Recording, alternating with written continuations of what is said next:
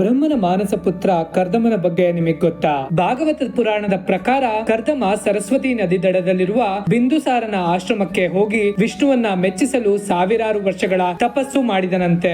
ಬಹಳ ವರ್ಷಗಳ ನಂತರ ವಿಷ್ಣು ಪ್ರತ್ಯಕ್ಷನಾಗಿ ಏನು ಬೇಕೆಂದು ಕೇಳಿದಾಗ ತನಗೆ ಪತ್ನಿ ಮತ್ತು ಸಂತಾನ ಭಾಗ್ಯ ಬೇಕೆಂದು ಕೇಳುತ್ತಾನೆ.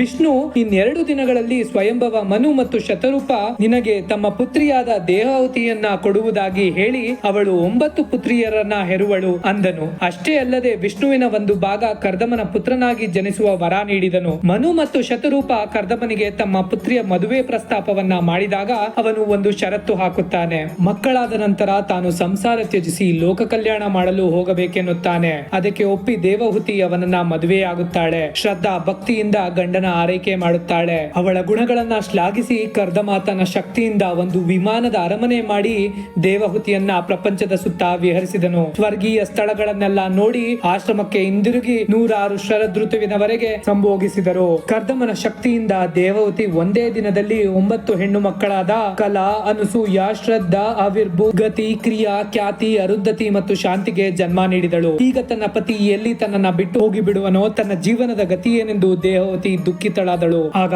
ಕರ್ದಮನು ಚಿಂತಿಸಬೇಡ, ವಿಷ್ಣುವು ಶೀಘ್ರದಲ್ಲೇ ನಮ್ಮ ಮಗನಾಗಿ ಜನಿಸುತ್ತಾನೆ, ನಿನ್ನೊಂದಿಗಿರುತ್ತಾನೆ ಎಂದನು. ಅಂತೆಯೇ ಕಪಿಲ ಮಹರ್ಷಿ ಜನಿಸಿದರು. ಫಾಲೋ ಮಾಡೋದನ್ನ ಮರಿಬೇಡಿ.